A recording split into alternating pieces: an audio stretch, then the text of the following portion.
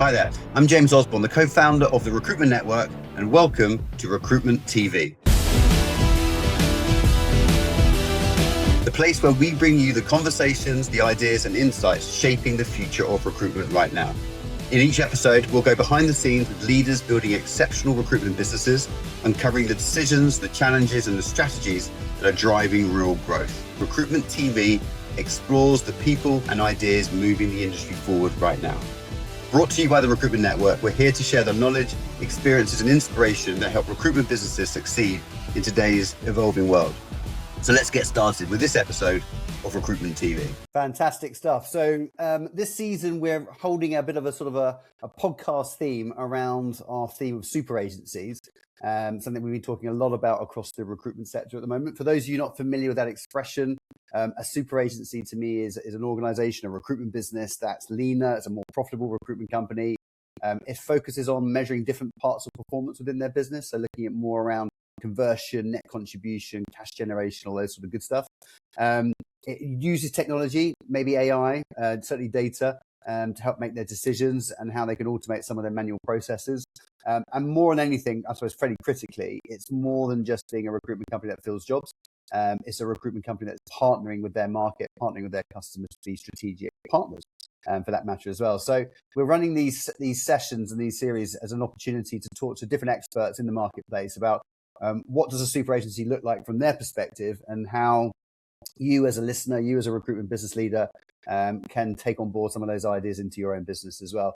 Today's episode, we're focusing on the clean engine. So we're going to focus on the back office and why super agencies and what super agencies are doing in the back office as much as anything else. We're going to look around operational efficiency as much as anything. Because ultimately what we do know and what we're seeing at the moment is that a super agency isn't actually built by adding in more headcount at the moment, which is the old way of growing a recruitment company. It's predominantly built by removing friction out of how it generates cash, how it generates profitability, and removing every inefficient process within the business. So every email that's unnecessary, every spreadsheet that's not needed, every manual process that's not required anymore. And ultimately, we think super agencies of the future, the ones that are going to win in this market, won't just be great recruitment companies and recruiters. We think they're going to operate very differently and probably better than everybody else as well. Nobody better in the market to bring in to discuss that with me today is the wonderful Kim Diath from 3R, the Business Development Director of 3R. If you're not familiar with 3R, I'm sure most people have heard of 3R.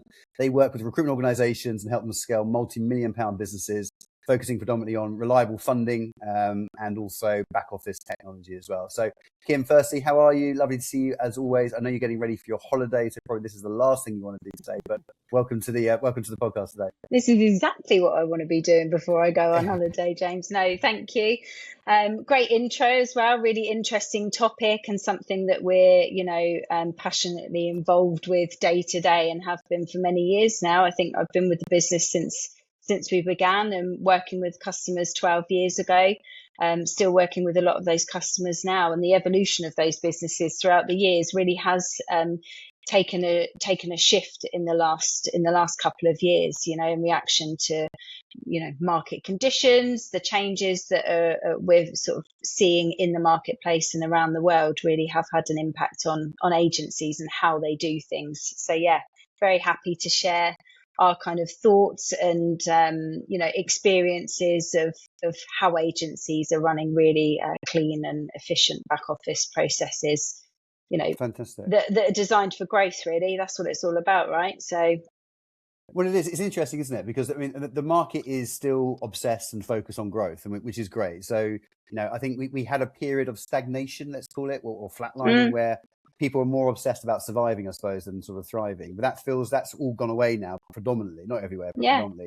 And people are now thinking about, how do I really scale my business up again to get the market share that I'm looking for? Yeah, definitely. We're certainly seeing a lot more businesses that are leaner in terms of their headcount, really have had the opportunity to clear out people that perhaps weren't performing or weren't up to scratch, as well as paying attention to specific teams, processes within the whole organization to see where they can drive efficiency, save time, do more with, with less heads involved. And we're seeing that within the SME market, but also with much larger recruitment organizations, that have grown really well throughout the 2000s and onwards, and have built very large recruitment agencies that were really fit for purpose, and those overheads and back office functions and operations were great when the revenue was aligned to it. But if they've taken any kind of hit in revenue, that gap starts to widen, and you can see that shift there, in that they really need to start paying attention to the costs, the efficiencies, the overheads that are taken up in the running and facilitating of the business if it's not scaling as it has done previously, which many businesses have experienced. So, speaking to a lot of, different kind of customers, and potential customers out there in the market that are considering alternative solutions that are really tech and data led, that have that tech functionality at the heart of what they're doing, with built-in automation at their fingertips to take care of, timesheets, invoicing, bad debt management, client insights, having all of that live data there at their fingertips to be able to draw upon and use is really key, I think, to agencies that want to be really sharp and clean in this, in this market that we're operating in. Alongside that, not losing that human touch, right, and the human element of recruitment, which is so important to both the candidate and client experience, as well as being important to recruiters in them fulfilling their roles and filling jobs. So, for sure. Sorry, I was going to say, I mean, anyone on the call, by the way, or anyone's listening in today, I should say, on this podcast, if you work in the back office function, don't think this is about the end of your job. It's absolutely not. It's about the restructuring of your job. And we often look at back office as a cost, an operational cost, and actually I look at it as a revenue function. So the metrics, the KPIs of someone who works in the back office are changing and evolving. And to me, it's about how can they drive and create more growth for the sales team, generate and create more sales through operational efficiency, through freeing up time, through all these different things as well. So I think it's important to say that. A lot of people think sometimes that we're talking about, okay, how do we get rid of back office completely and replace it with a bunch of tech? Yeah, no, you need that human element. You need that human aspect of it, right? It's that is essential for your internal teams. It's essential for your clients. It's essential to keep your recruiters focused on what they need to do, without them having to deal with ops or, contractors once they're in placement. Obviously, they want to have some aspect of staying in touch and staying close to their contractors. Equally, you do still need sharp people behind the scenes that are going to be driving things forward, like you say. And the key thing is really having very scalable solutions that are unrestricted, that are frictionless, that are supporting growth, facilitating that, whilst always balancing risk as well, and paying attention to the risk aspects of running an efficient back office.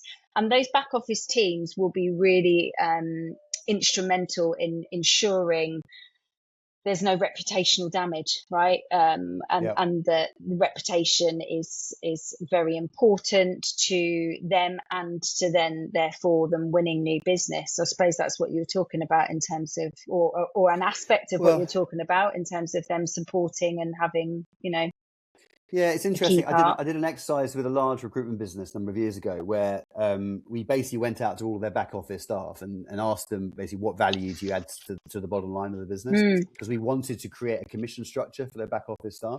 But I didn't want it to be based purely on just doing your job. I wanted it based on hitting performance metrics and driving growth and that sort of thing. And it was really interesting. I think there was about 9 people in the back office. All 9 of them just sent through their job specs.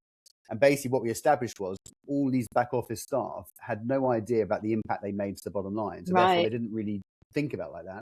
And all they were doing is just doing their job, going away again. So we basically ripped up their job specs and said, now let's look at what you do. These are the areas of the business where you can add the most value to drive profit growth, et cetera, et cetera.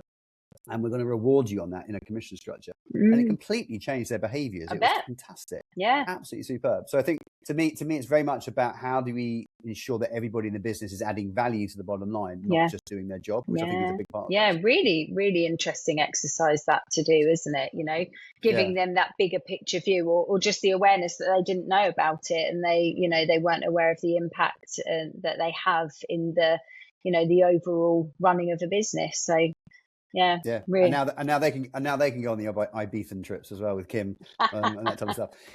So Kim, let's have a look at a back office of a recruitment business. Let's say it's I don't know, a dozen recruiters type size business, so medium sized SME size business. Yep. What does a typical back office, a well run recruitment back office look like for a business of, let's say, a dozen fee earners? Yeah, I think it's having the owners of the business or the consultants that are working, they're very clear on where they kind of draw a line and what they're doing, being clear on the questions that they're asking of their clients in order to process things swiftly and quickly and cleanly from a back office perspective. So that, it's the less sexy side of recruitment, isn't it? Let's face it. When you're a consultant, you want to be doing the deals and having the conversations and building the relationships and moving forward and growing your plan, but paying attention to asking the right questions when a deal is actually on the table is crucial to the back office operation running smoothly there on out. So I think, that feeding down from the top is really important. I think having tech at the heart of it, running things, automated systems, clear, visible data at your fingertips for you to be able to access if you ever have any questions, clear SLAs on when things are actioned, and having accurate payroll functions and visibility of those transactions taking place is really key. And I think that's something that agencies want to have, that access to that level of data and information at their fingertips in real time, and it goes a long way. If you've got a credit control team that are chasing an invoice and the client paid it 2 days but it just hasn't been reconciled, it just makes you look crap, right? So there's no need for that kind of situation to arise anymore if you've got data at the heart of it. Having your CRM integrated into the back office as well to speed things up.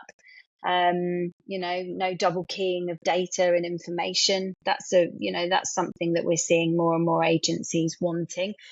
Maybe not at the kind of earlier stages and the inception of the first few years of their business, but certainly once it ramps up and they're bringing in multiple heads and growing their teams out as well. And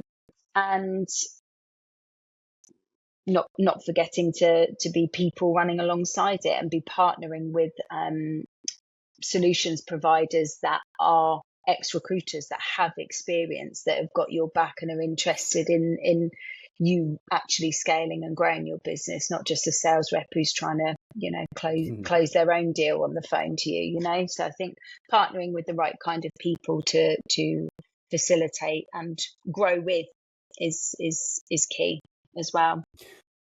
One of the things we've been talking a lot about this year, for the last 10 years since we set up TRN actually, is all about growth and profitability. So how do you basically grow profitability within a recruitment business? And I generally look at it as a lever between two areas. One is like improving productivity of the people you've got within your business and your processes. And the other one is reducing wastage. And I see your sort of role as a business, 3R's sort of role is a big part of that, is doing both, is sort of helping people drive up productivity, but at the same time removing wastage. And if I give you a quick example, I was in a board meeting yesterday, recruitment business, about 450 contractors out, so reasonable size. And they had no automated process. They had no real process other than the consultants picking this up around contractors finishing. So basically they had a process, they had a notification process, and then it sort of went out to the recruiter to remember to do something off the back of it. Yeah. When you start drilling into the data, you go, my God, there was so much wastage of contractors that weren't being reutilized, etc. We weren't getting the candidate lifetime value from. So we've now changed that. We've gone into the business. I've put some sort of rigor into that to make sure that can happen. But that's an example of wastage we see in a recruitment company that sort of sometimes goes unnoticed. Yeah, definitely. But can be really, really bloody expensive. So, what are some of the other examples, I suppose, of wastage and let's call it inefficiency potentially, where recruiters are literally recruitment companies are just hemorrhaging cash and money and profit, whilst they're obsessed about filling up the top of the funnel and winning more business, all that sort of good stuff, but it's sort of seeping out the bottom. Yeah, I think it's twofold. It's in potentially hidden costs. Well, actually, three things I think here. Hidden costs that they may not be aware of day to day. So they might have signed up to something, or they've got this solution with that solution. And there can be behind the scenes some hidden costs. So they've gone for what looks like a really sexy rate in terms of their partner and solutions offering. But actually behind the scenes, once you unpick it, they're charged more for payment terms going over, or they're charged more for credit, payment terms being extended or being missed, and not being paid, or credit control teams that aren't really incentivized to chase credit that might charge higher fees. So I'm speaking at it from my perspective, obviously, as an outsourced provider with a business who's got that as an outsourced solution. That is an area where some businesses don't realize it until they're in it and they're doing it, and they're never clear. They're never actually clear on their costs. Month on month, they can't be certain of what their back office function costs them. Obviously, the costs will fluctuate with growth because, if you're doing more, then you're going to be spending more, right? That's good spend. That needs to be there. It's about these little hidden costs that are sometimes sort of thrown in a little bit sneakily, I think, and don't incentivize the right kind of behaviors from a partner that should be working with you on that. So I think that's one area where we see certainly businesses that we've transferred across to us and that we've been working with, we're seeing that their decisions are being led by, I just never know what I'm paying. I'm not clear on it, and therefore I can't budget it. I can't forecast forward and think, right, do a 12-month business plan, because I'm never certain what I'm going to be paid, because there's these little nuances with it. So paying attention to the small print and not getting your head swayed by what looks like, a good deal. I think the other side of it is losing money and revenue through time spent mopping up, time spent unpicking, time spent doing damage control, basically trying to repair relationships where things have gone wrong. So, you shouldn't have to spend time on certain things like this and step in where automation and tech is at the heart of it and should be driving it and running it and just processing it as the machine should, right?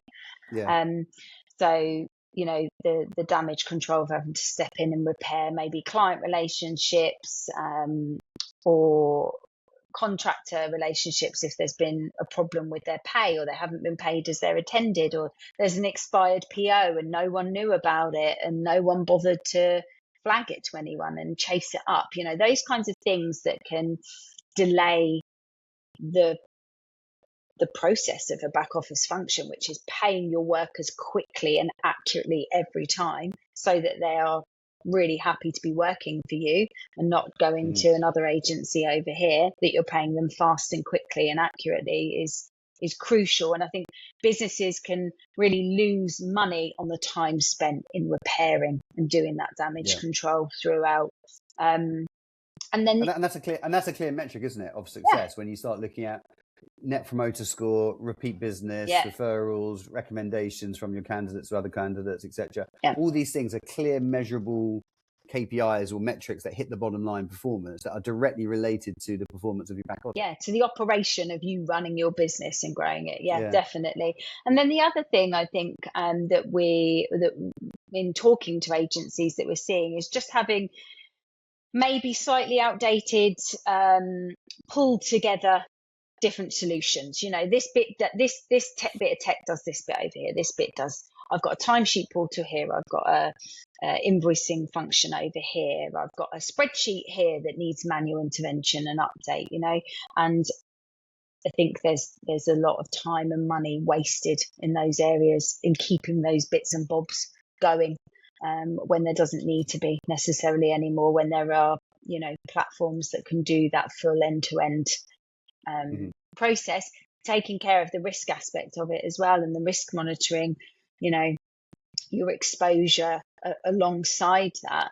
Running of the back office as well, I think, is another key area where agencies are really losing out on time and therefore money. So I think it's you can't overlook those kind of things when they're happening day to day. It's having that time to step out of it and think, hang on a minute, is this actually working for us? Is this fit for the future? If we grow by 30 contractors, 50 contractors in the next 6 months, which who doesn't want to do that? Is this robust enough? Can it support it? Is it, can we do it? So, yeah. Brilliant. I've never heard of a technology stack in a recruitment business called bits and bobs. I love bits and bobs. Bits and bobs, your bits and bobs stack. No one wants it. But you touched on a really important point there, because actually, we are talking about scale at the moment, especially around sort of the contract business. Yeah, it's growing. The consultancy business that we're pushing hard on, the Pinnacle program, where we're talking about sort of statement of work and all that sort of stuff. The more recruitment companies scale, the more complex they become by default. Yep. So if you were to walk into a recruitment company for the first time, walk into their office for the first time, what would be some of the red flags that you would see in a scaling recruitment business that probably are probably going to start suffering quite soon, because as they scale, they're going to get more complex and their infrastructure isn't set up properly for that scale? Yeah. What would you see in the office? What would be some of the signs that maybe people on the call on the podcast today can look out for in their own businesses? Yeah, I think it's having those kind of silos of people and functions that are not joined up. It would be the first thing that I would sort of probably pick up on. Like you were saying earlier about that business that you went into. They weren't aware of the overall picture, the bigger impact. I think having teams of people that are just responsible for one small aspect of a back office function, I don't think is as necessary anymore when you do have tech and teams that are there to facilitate and oversee this function for you from an outsourced provider's sort of perspective. So I think that would be something that I would pick up on. What are you doing? How does it work? How does information flow from one part to the next? What's the time taken in that? What's the impact of that on you as a business? How long does it take to onboard a contractor within your business? And could there be sort of efficiencies that could be made within those kinds of areas? So I think looking at the people, the functions, the team setup is a key one, and then doing the same with the tech side of things. There could be things that are going wrong, or that they're not really noticing going wrong because they just don't have the visibility of it as well. And all of those aspects, those sort of compliance mishaps really will cost them in terms of reputation and efficiency and time. So I think, looking at that alongside the more commercial aspects of it, the risk, the exposure, where your time as a business is best spent for your growth. Are you putting all your eggs in that basket of that client over there when actually they've got very restrictive credit and they haven't filed their accounts? Is that the best use of your time and energy? Should you be focusing your time and attention on these 3 clients here that have got headroom for growth in terms of their credit availability? Therefore, that they can pay their bills and it's going to work. Is time taken up on the processy stuff and too much time spent in that, rather than looking at the bigger picture on what is this telling us? How can it influence important commercial decisions for us as a business? And Kim, to bring this to life, because I always like to do this without naming names, obviously, have you got any really good disaster stories where you've seen a recruitment business completely screw this up, basically, and it's come back to bite them heavily on the backside? without mentioning any names, obviously, in case they're listening to the call. Yeah, of course. I think we've seen we've had an instance where we've solved a lot of these kind of compliancy headaches, and driven efficiency for a business, or a few businesses. One in particular that then, we worked with really well for a few years, and then they thought they needed some other kind of solution, and that would be a better fit for them as they went on, embarked on their next stage of growth. And that didn't work out. That wasn't the case, and I think sometimes in business you have to do these things, right? You have to follow what your gut is telling you, what you feel you're doing. It's not always it's not always the right route for you. It's not always the best path, and that business has actually sort of changed and come back. So that's brilliant. And is working with us again and partnered with us again. And those operational headaches that they were facing, no visibility of data, didn't know whether clients had any bad debt, couldn't understand their cash position, how much money do they actually have, what can they invest back into the business, what's coming up. They had that lack of awareness, that lack of visibility, and data wasn't at their fingertips anymore, and that really impacted them being able to take a big picture view on where they're going next. So it happens, right? Oh, for sure it does. But that you touched on again a really important point, which is cash, right? And I think a lot of recruitment businesses, I mean, the cash in a recruitment company is your opportunity. So how you use that cash for growth and investment and development and hiring and et cetera, et cetera. And it's amazing how many little tiny things within your back office structure, your debtor days, your credit notes, all these types of things, how, 2% improvement across all of those can just free up, another recruiter, another full-time fee earner within your business overnight. So I think that's a big part of this, isn't it? It's as much about sort of preventing the leakages and all that type of stuff as much as it is about creating opportunities to invest back in your business as well. Yeah, that's it. Definitely. Yeah, definitely. The if you were to talk to any recruitment company, I know every recruitment company is different, right? So I totally get that. But if you had to say, okay, there's one single thing, guys, more than anything, that's going to have the biggest impact on your business from a back office point of view, what would that one thing be that they can just work on today straight away? I think review it, like get your head into it, and don't just settle for what you think is okay. Actually, this is getting this right is a really crucial part to your capability to scale quickly, pivot fast. If you've got that infrastructure set and it works and it's right and you've got that scalability there, then it's worth spending a bit of time on. So I think that the first thing would be to kind of do an audit really of your processes, of your team, of your tech and your processes. Is each step working? Who owns it? What tech are you using to run it? And importantly, what is that contractor, client and recruiter experience of that back office function?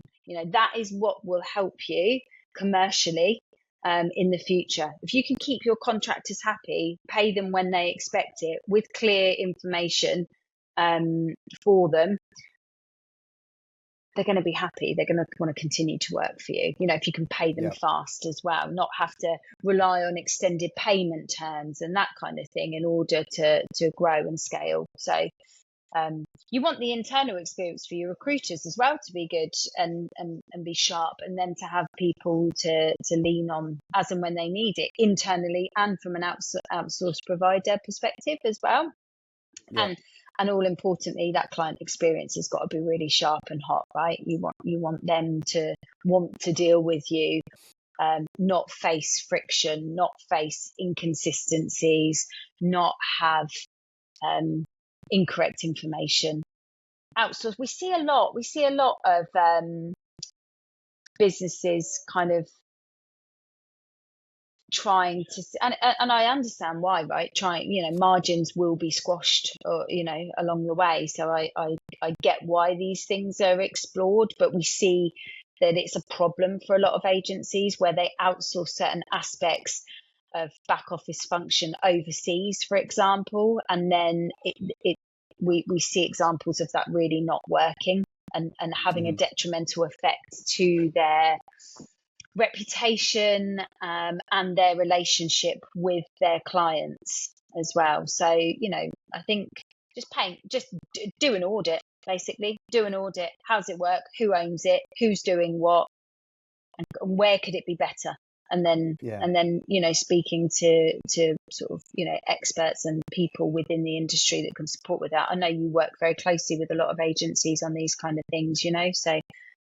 But that's a big mindset thing ultimately, because you can either look at your back office as a cost function to cut. In other words, how do I squeeze more profitability out of it or cut my costs of it?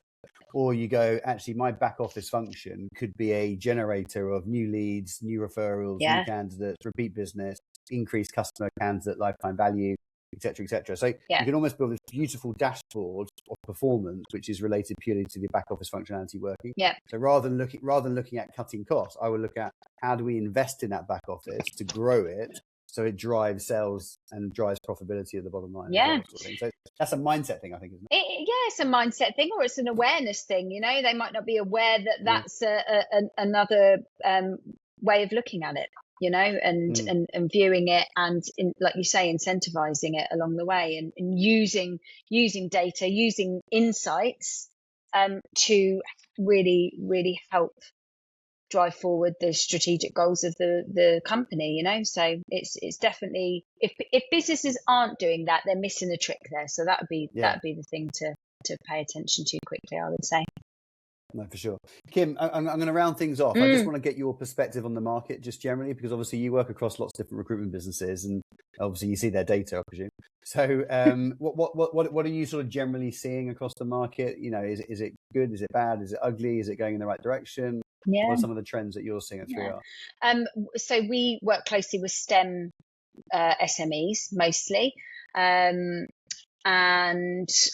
consultancy businesses as well that are working on statement of work. So I've been to and taken part in a few of your talks on the did you say it's the Pinnacle, isn't it? That's Pinnacle, what the title of it, which is really interesting, and we're definitely seeing that agencies having a consultancy arm, or just pure out and out consultancies that are going out and winning projects, and then delivering on those projects with teams of people that are working on statement of work functionality. And so we're seeing that a lot more, right? You're talking about that, you're seeing that in the market. We're definitely seeing it as well. We've got a statement of works tool as part of our service offering within our back office platform, so that is being used more and more. So I think that's something that we're definitely seeing picking up a lot of pace. It demands higher fees as well, which is great, which everyone wants in this market. It needs packaging up properly, and it needs processing and pushing through properly in order to actually deliver on it. So it's not something to be taken lightly, I think, by business. They need to invest in it. Alongside that, we're seeing growth across the STEM sectors, which is brilliant. We've seen a 34% growth in contractors out in the last 6 months, which is fantastic, and I think that's continuing. So we're not seeing that tail off anytime soon. I think, given the volatility of perm, and that that's really taken a hit over the last few years. Although there have been some fluctuations with that recently, and some sort of little spikes in it, or at least it's showing it that it's coming back a bit, but then tailing off again. So it still seems to be quite volatile. Contract is required in those kinds of markets. Work still needs to be delivered. Business is still happening. Delivery needs to be done. Just end clients won't be investing so much in permanent hires and headcount. They'll be using contract resource to enable them to deliver on what they need to. So we're seeing that across the board, which is great. So listen, Kim, thank you so much for your time today and for your insights. I mean, I think we're both as equally as optimistic and positive about the market and where it's going. But the reason why we're hosting these sessions all around what we're calling the super agencies is also because there are some recruitment companies who are figuring this out now and doing really well and growing and scaling, and they made some of those, let's call them bold, deliberate decisions that maybe we've been talking about. Others less so. So I think for us, what we're trying to show the market is, what do you need to look like front office, back office, middle office, and just like everywhere else in order to take market share and ultimately try and become one of those super agencies. I think your insights, Kim, are fantastic as always. I know a lot of the members use 3R, big fans of 3R. I think you've got a great reputation in the market for what you guys do.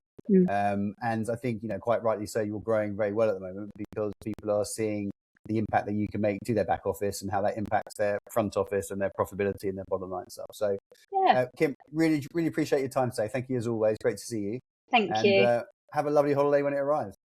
I will do. Thank you ever so much. And if anyone does want to reach out, I'll be happy to have a chat or conversation around, what they're doing, how they're doing things, and how they could maybe make some changes to it. So always happy to get on the phone and talk to people and meet new recruiters. Fantastic. Thanks so much, Kim. Thanks, Thanks, guys. everybody.